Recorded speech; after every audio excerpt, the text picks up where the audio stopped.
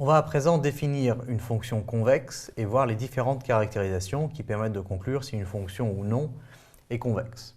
Alors, par définition, la première chose que l'on va dire, c'est que f, une fonction, est convexe sur i, si et seulement si, pour tout point m et n, n'importe lesquels que je choisisse appartenant à CF, le segment MN est au-dessus de CF. Ça veut dire que si je trace le segment MN, eh bien il est au-dessus de la courbe représentative CF de la fonction que j'ai ici, que j'ai choisie pour qu'elle soit effectivement convexe. Alors, si j'en prends deux autres, eh bien c'est la même chose, on peut prendre ce qu'on veut, à chaque fois le segment est au-dessus de la courbe. Donc ça c'est par définition. Maintenant il y a différentes façons de caractériser la convexité et de montrer du coup qu'une fonction est convexe. Par exemple, on dira que f est convexe sur i, si et seulement si la courbe représentative de f est au-dessus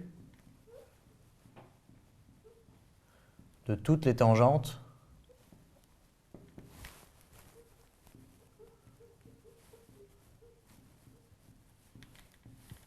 sur l'intervalle.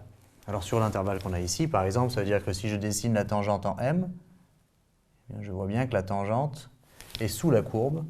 Si je dessine la tangente en n, elle est bien en dessous de la courbe. Je peux en rajouter une ici, par exemple, mais de toute façon, je vais trouver que la tangente est en dessous de la courbe, etc., etc. Ça, c'est une autre caractérisation de la convexité. Donc celle-ci étant la définition, les autres étant des propriétés. On dira également que f dérivable sur i est convexe sur i, si et seulement si, cette fois-ci, f' est croissante sur i. Qu'est-ce que ça veut dire? Ça veut dire que la dérivée est croissante et donc que la pente de la tangente en n'importe quel point est de plus en plus grande à mesure que l'on progresse de ce point-ci à ce point-ci qui est la fin de notre intervalle.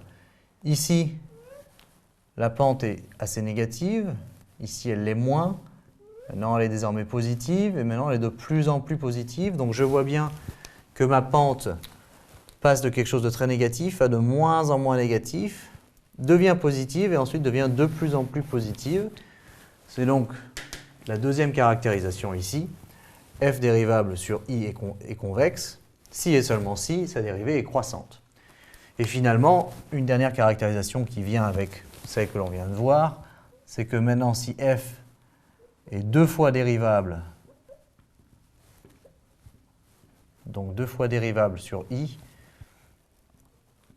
est convexe sur i, donc une fonction qui est deux fois dérivable et convexe sur l'intervalle ici et seulement si, eh bien, quel que soit x appartenant à i, la dérivée seconde est positive ou nulle, ce qui assure évidemment que f' du coup sera bien croissante, donc c'est équivalent. Donc voilà pour la définition ainsi que les caractérisations d'une fonction convexe sur un intervalle i. À titre d'exemple de fonction convexe, on peut prendre la fonction maintenant bien connue, f de x est égal à x2 définie sur grand R.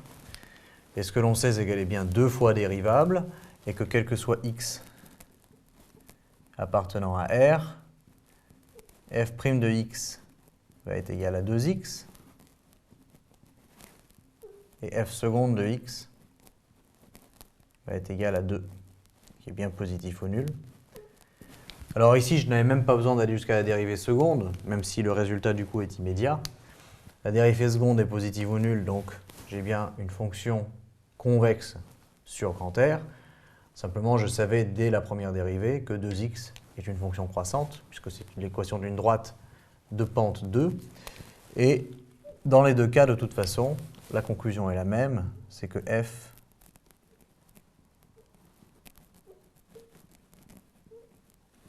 est convexe sur R.